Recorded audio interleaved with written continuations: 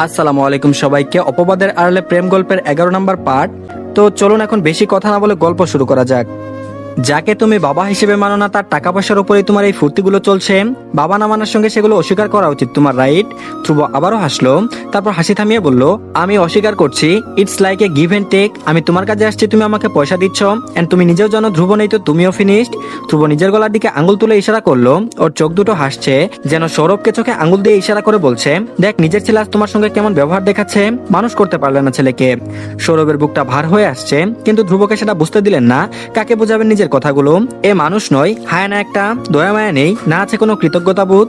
সৌরভ আবারও পেপার হাতে তুললেন, পেপার পড়তে পড়তে বললেন, কিছু বলতে এসেছো? ধ্রুবর মুখ এবার গম্ভীর হয়ে আসে, ও পকেট থেকে কতগুলো ছবি বের করে টেবিলের উপর ছড়িয়ে ফেলে দিল। পেপার থেকে চোখ সরিয়ে সৌরভ ছবিগুলোর দিকে তাকালেন। ছবির লোকজনের গত রাতের খবর ওনার কানেও এসেছে, তবে তিনি সেটা জানেন। এসব ধ্রুবকে বুঝতে দিলেন না। ধ্রুব ছবিগুলোর দিকে তাতে দাঁত পিষে তাকিয়ে আছে, তারপর বলল, এই ছেলেগুলোকে আজ সন্ধ্যার মধ্যে আমার সামনে চাই, একদম ফিটফাট অবস্থায়, বাকিটা আমি দেখে নিব।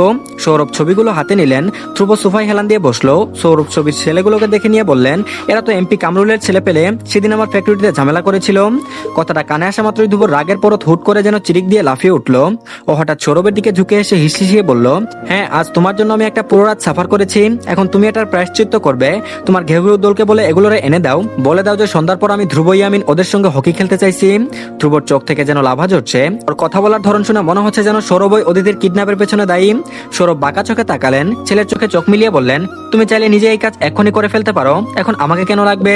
ধ্রুব এবার হেলান দিয়ে বসলো সোফায়, বলল, পারি, but now I am tired, এখন ঘুম দেবো, সন্ধ্যার জন্য এনার্জি দরকার। সৌরভ সেক্রেটারি রাহুলকে চোখ দিয়ে ইশারা করলেন। রাহুল দ্রুত এগিয়ে গিয়ে ছবিগুলো হাতে তুলে নিল। ধ্রুব কুশন ফেলে উঠে গেল সোফা থেকে। সৌরভ বললেন, ছেলেগুলোকে মেরে ফেলিও না, সামনে ইলেকশন আছে, হাত নোংরা করলে বিপদ। ধ্রুব সৌরভের দিকে তাকালো, পুরুকুচকে চেয়ে রহস্য করে বলল, মারা লাগবে না, না মেরেই এমন অবস্থা করবো যেন বাঁচতে ইচ্ছে করে না আর। সৌরভ তাকিয়ে রইল ছেলের দিকে। ধ্রুবর এমন আচরণের পেছনে মূল হোতা তো উনি নিজেই, তাই ধ্রুবর এমন কথা তাকে খুব একটা অবাক করতে পারলো না। আর যেখানে বিষয়টা অদিতিকে ঘিরে, সেখানে এসব কিছু ভীষণ স্বাভাবিক ব্যাপার। ধ্রুব সিঁড়ির সামনে গেলে পেছন থেকে সৌরভ প্রশ্ন করলেন, সেই মেয়েটা কি এখন ঠিক আছে?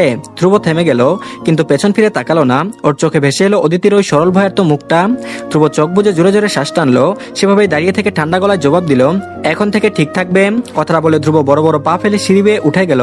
সৌরভ রাহুলের দিকে তাকালেন। রাহুল স্যারের তাকানোকে উদ্দেশ্য করে চশমার আগা নাকের উপর উঠিয়ে জবাব দিলেন, আজ প্রপোজ করেছেন ধ্রুব স্যার ওই মেয়েকে।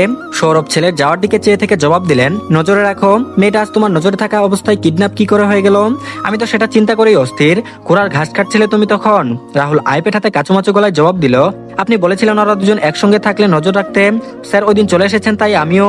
সৌরভ ধমকে বললেন, রাস্কেল। রাহুল কি বলবে খুঁজে পাচ্ছে না। সৌরভ টেবিল থেকে মোবাইল হাতে নিলেন। রুমে যাওয়ার আগে রাহুলের উদ্দেশ্যে কড়া গলায় বলে গেলেন, সামনে ইলেকশন, মেয়েটার উপর নজর রাখো, আরেকবার যদি ওই মেয়ে কিডন্যাপ হয়েছে মনে রাখো ধ্রুব তাণ্ডব চালাবে বাড়িতে। এক রাতে ওই মেয়ের জন্য আগামী বছরগুলোতে কি করবে সেটা বুঝিয়ে দিয়ে গেছে, আমি কোনো রিস্ক নেব না। রাহুল বলল, জি স্যার। আর এদিকে অদিতি চা কেটলি থেকে কাপে ঢালছিল, চায়ের কাপ থেকে চা উপড়ে পড়ছে। ওর এতে মন নেই, মন তো দিয়ে বসেছে অন্য কাউকে। বারবার ধ্রুবর বলা আই লাভ ইউ অদিতি কানে সানায়ের মতো বেজেই চলেছে ক্রমাগত। হাতে ওর কাজ ওঠে না, পড়াশোনা ভালো লাগে না, সারাক্ষণ চোখের সামনে বখাটে ধ্রুব এলোমেলো কুর্তা গায়ে হেঁটে বেড়ায়। তার ওই মদ্যক চোখের চাওয়া, অদিতির ব্যান্ডেজ, তার আঙ্গুলের ছোঁয়া, এসব কিছু অদিতির রাতের ঘুম হারাম করে দিয়েছে। ধীরে ধীরে অদিতি এলোমেলো হয়ে পড়েছে। অন্য ছাড়া বাঁধনহারা মনের বিবাদেও ক্লান্ত ভীষণ। ওর অবস্থা করুন, একদিকে ওর পরিবার, অন্যদিকে প্রেম, দুদিকের দ্বন্দ্বে অদিতি মাঝখানে পিষে যাচ্ছে। তারপর বলল, এই অদিতি চা পড়ে যাচ্ছে তো। তানিয়া অদিতিকে ধাক্কা দিয়ে উঠলো। ভাবনার মধ্যে চমকে উঠলো অদিতি, দ্রুত হাত থেকে কেটলি রেখে দিল। পুরো চায়ে ভেসে যাচ্ছে টেবিল। অদিতি দ্রুত কাপড় এনে জায়গা পরিষ্কার করে ফেললো। তানিয়া সব দেখছিল। ও বলল, তোর ইদানিং কি হয়েছে, এমন খুইয়ে খুইয়ে টাইপ হয়ে গেছিস কেন? অদিতি হাসার চেষ্টা করে চায়ের কাপ হাতে নিল, বিছানার দিকে এগিয়ে যেতে যেতে বলল, কই তেমন কিছুই না। তানিয়া ওর বেডে বসে অদিতিকে দেখে যাচ্ছে। চা খেতে খেতে মেয়েটা অন্যমনস্ক।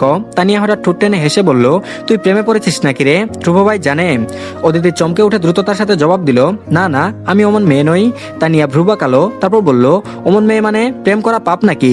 অদিতি ঠান্ডা গলায় জবাব দিল, আমি যে জায়গা থেকে এসেছি সে জায়গায় শুধু প্রেম পাপ নয়, বরং মহাপাপ, তুমি আমাদের বাড়িতে গেলে বুঝবে। তানিয়া অবাক হয়ে তাকালো অদিতির দিকে। এই যুগে এসে এমন গ্রাম হয় নাকি?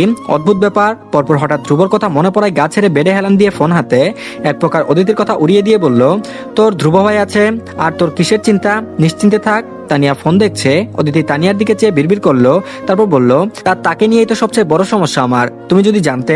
তানিয়া ফোন দেখছিল, হঠাৎ এক প্রকার চেঁচিয়ে উঠে বসলো।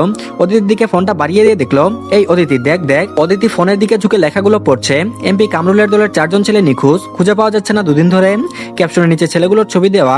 ছবির লুকগুলোকে দেখে অদিতি চমকে উঠে, এরা তো ওকে সেদিন কিডন্যাপ করে নিয়ে গেছিল। তানিয়া চোখমুখ উজ্জ্বল করে স্বস্তির শ্বাস ফেললো, তারপর বলল, দারুণ হয়েছে, এগুলো নির্ঘাত ধ্রুব ভাইয়ের কাজ। তোকে নিয়ে এক রাতেই যা করছে, এরপর উনারা রিস্ক নেওয়ার কথা না। তানিয়া হেসে হেসে কথাগুলো বললেও অদিতি বুক কাঁপতে লাগলো। ও জিজ্ঞেস করলো, ওরা কি বেঁচে থাকবে নাকি?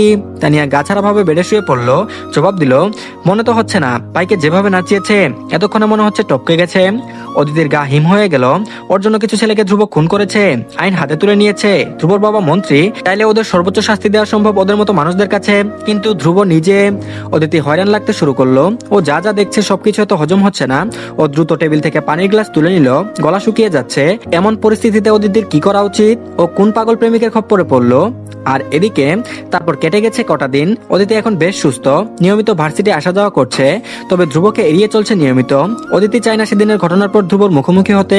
ধ্রুবর কাছে হয়তো কাউকে মেরে ফেলা তার কোনো ব্যাপার নয়, তবে অদিতির কাছে এটা মারাত্মক ভয়ের একটা ব্যাপার। ও চায় না ওর জন্য ধ্রুব কোনোভাবে কোনো পাগলামি করুক বা অপরাধে জড়িয়ে পড়ুক, আর সে দৈনিক অদিতি। তাই ও প্রতিবার ধ্রুবর আড্ডার জায়গায় এড়িয়ে অন্য রাস্তা দিয়ে ভার্সিটিতে বেরিয়েছে। ধ্রুব সেদিন ওকে পুরো ভার্সিটিতে খুঁজেছে, লোক পাঠিয়েছে ডিপার্টমেন্টে, অদিতিকে পাওয়া যায়নি। অদিতির হঠাৎ করে শুরু এমন আচরণে হতভম্ব ধ্রুব। ও তাই খুঁজে বের করেছে অদিতির হোস্টেলে ফেরার রাস্তা। আজ এখানেই বাইক নিয়ে দাঁড়িয়ে আছে ধ্রুব ইয়ামিন। উদ্দেশ্য অদিতি হায়াতকে জন্মের শিক্ষা দেওয়া, জানিয়ে দেওয়া তার সব উদ্ভট কাজগুলো ধ্রুবকে যেন আর না দেখাই। অদিতি আজও এই অন্য রাস্তা দিয়ে হাঁটছিল। হঠাৎ হাঁটতে হাঁটতে ওর চোখ গেল ওই রাস্তার মোড়ে ধ্রুব দাঁড়িয়ে আছে। ওর চোখ দুটো অন্যরকম ভীষণ, যেন এক্ষুনি খেয়ে ফেলবে অদিতিকে। ধ্রুবকে দেখেই সঙ্গে সঙ্গে অদিতির পা থেমে গেল। ধ্রুব বাইক থেকে নেমে দাঁড়িয়েছে। ওর রাগী চোখগুলো ধীরে ধীরে শান্ত হয়ে আসছে। মনে হচ্ছে কত কোটি বছর হয়ে গেছে। ও দেখে না অদিতিকে, মেয়েটা শুকিয়ে গেছে অনেক, আজও সবসময়ের মতো ঢিলে সেলোয়ার কামিজ পরনে। ধ্রুব বারবার এই একই মেয়ের প্রতি এত মুগ্ধ হয় কেন? অদিতি নিজেকে সামলাতে পারছে না, পা বলছে উল্টো দৌড়ে চলে যেতে, অথচ হৃদয় বলছে ধ্রুবকে আগের থেকে আরো সুদর্শন হয়েছে। এই ময়লা টি শার্ট এলোমেলো চুলকে আগেও এত ভালো লাগতো। দুটি তৃষ্ণার্ত চোখ একে অপরের দিকে চেয়ে রয়েছে। কেটে যায় কয়েক পল, দুজনের খবর নেই, ডুবে আছে ওরা একজন আরেকজনের মাঝে। ধ্রুব ধীরে ধীরে এগিয়ে আসছে। অদিতির বুকটা আবারও থেমেছে, খানিক থেমে শুরু করেছে লাফানো। ধ্রুব ধীর পায়ে এগিয়ে এসে অদিতির সামনে দাঁড়ালো। ওর চোখ গেল অদিতির কপালের ব্যান্ডেজে। ধ্রুব ছুতে চাইলো হাত উঠিয়ে, কিন্তু অদৃশ্য অনাধিকার বোধ ওকে আটকে দিল। ধ্রুব ওর হাতটা আবারও নামিয়ে ফেললো। অদিতির চোখটার দিকে চেয়ে ঠান্ডা গলায় বলে উঠলো, অবশেষে আপনার দেখা মিলে গেল, আমার তো উচিত এবার সিন্নি করানো, রাইট? ধ্রুব টিটকারি করে বলে এলো। অদিতির চোখ নামিয়ে নিল। ধ্রুবর কণ্ঠ এবার কঠিন হলো, কড়া গলায় বলল, আমার থেকে পালাচ্ছিলে কেন? আমি তোমাকে কিছু জানিয়েছি, জবাব চেয়েছিলাম, হ্যাঁ বা না, অথচ তুমি আমাকে এই কটা দিন ভীষণ খাটিয়েছ অদিতি, হোয়াই? অদিতি অপরাধ বোধে ডুবে গেল, চোখটা নামিয়ে ফেললো, ধীর গলায় জবাব দিল, আপনি? ধ্রুব বলল, আমি। ধ্রুব তার কথাগুলো ধৈর্য নিয়ে শুনছে। অদিতি একটু থামে, খানিক থেমে জোরে জোরে শ্বাস টেনে বলল, আমাদের যায় না, আপনি আরো ভালো কাউকে ডিজার্ভ করেন, আমি প্রেমে পড়ার মতো মেয়ে নই। ধ্রুবকে হতাশ দেখা গেল। এতদিনের অপেক্ষার এই উত্তর আশা করেনি। ধ্রুব অন্যদিকে চেয়ে নিজের এই হতাশা আড়াল করার চেষ্টা চালালো। তারপর অদিতি নিচু হয়ে যাওয়া মুখটার দিকে নিজের মুখ ঝুঁকে এনে ঠান্ডা গলায় শুধু এটুকু বলে গেল, first answer my question Aditi, তুমি কি একবারের জন্য আমার কথা এই কয়েকদিনে ভাবনি? আমি কি একেবারের জন্য তোমার কল্পনায় আসিনি? শুরু থেকে এই সবকিছুতে আমি কি একাই ছিলাম, তুমি ছিলে না? অদিতি বলল, না না। অদিতি মুখটা অন্যদিকে ফিরিয়ে নিল। ধ্রুবর চোখে চোখ রেখে মিথ্যা বলার সাধ্য ওর নেই। ধ্রুব অদিতি ঘুরিয়ে ফেলার মুখটা থুতনি চেপে আবার ওর নিজের মুখোমুখি আনে। অদিতি মাথাটা নামিয়ে ফেললো। ধ্রুব অধৈর্যের মতো করে অস্থির গলায় বলল, don't lie to me Aditi, তুমি চেয়ে থাকতে আমার দিকে। যখনই আমি তোমার সামনে এসেছি, আমি তোমার চোখে আমার জন্য দরদ দেখেছি। তুমি আমাকে কেন মিথ্যা শোনাচ্ছ? আমি জানি তুমি ফিল করো আমার জন্য। ধ্রুব থামে, জোরে জোরে শ্বাস টেনে অদিতির হাত টেনে ওকে নিজের দিকে এগিয়ে আনে। হাত ছেড়ে চোখের কোণে আঙ্গুল ছুঁয়ে কাতর গলায় বলল, তোমার চোখ যে কথা বলে, তোমার ঠোঁট কেন সেই কথা বলতে চায় না অদিতি? কিসের ভয় তোমার? আমি আছি তোমার সাথে। অদিতির চোখ টলমল করছে। ধ্রুবর আঙ্গুল তখন ওর গাল ছুঁয়ে চোখের কোণা ছুঁয়ে আসছে। ধ্রুবকেও কিভাবে বোঝাবে, আর কিভাবে বোঝালে ধ্রুব কষ্ট পাবে না? অদিতি শ্বাস আটকে পিছিয়ে গেল। ধ্রুবর হাত নেমে গেল নিচে। ধ্রুব হতাশ হয়ে তাকালো। অদিতির চোখ গুড়িয়ে 2 ফোঁটা পানি পড়লো। ও দুহাতে চোখ মুছে থেমে থেমে বলল, আমি ভালোবাসতে জানি না, আমাকে ভালোবেসে আপনি শুধুই কষ্ট পাবেন আর কিচ্ছুই না। ধ্রুব জবাবে বলল, আমি শিখিয়ে দেবো তোমায়, কেন আমাকে ফিরিয়ে দিয়ে নিজেকে কষ্ট দিচ্ছ? অদিতি বলল, আমি কাউকে কষ্ট দিচ্ছি না, বরং কষ্ট পাওয়ার থেকে বাঁচাচ্ছি। আপনি চলে যান, আমার সামনে আর আসবেন না। আমার হৃদয় এত বড় নয়, বারবার আপনার মুখোমুখি হওয়ার সাহস আমার মধ্যে নেই। অদিতি কথাগুলো বলে দুহাতে চোখ মুছে উল্টো ঘুরে হাঁটা ধরলো। ধ্রুব পেছনের ঠাই দাঁড়িয়ে রইল। অদিতি চোখের পানি ওকে আজ এলোমেলো করে দিচ্ছে। ধ্রুব অনেকক্ষণ লাগলো পুরো ব্যাপার হজম করতে। অদিতি ততক্ষণে চলে গিয়েছে। ধ্রুব এক সময় বুকের বাপাশে হাত রেখে ঘাটটা সামান্য কাত করে ফিচেল গলায় বলে উঠলো, তুমি পালাতে থাকো অদিতি, আমি পাকড়াও করতে থাকবো, তুমি হারিয়ে যেতে থাকবে, আমি অন্ধকার দিন একসঙ্গে তোমার পায়ে হাজির করে যাব। তুমি ভয় পেতে থাকো, থাকো, আমি ধ্রুব তোমার সামনে ভয়গুলো নিজের হাতে পিষে ফেলতে থাকবো। যেই প্রান্তে তুমি থাকবে ধ্রুবকে তোমার সঙ্গে পাবে। তো ধন্যবাদ সবাইকে, এই পার্টটি এই পর্যন্তই, পরবর্তী পার্টও দিয়ে দেওয়া হয়েছে, সবাই দেখে নেবেন। আর সবাই চ্যানেলটিকে সাবস্ক্রাইব করে দিন আর ভিডিওতে একটা লাইক দিন। আর ভিডিওর শুরুতে আপনাদেরকে যে কথাগুলো বলেছি সেই কথাগুলোর উত্তর দিয়ে যাবেন। তো ধন্যবাদ সবাইকে, ভালো থাকবেন সবাই।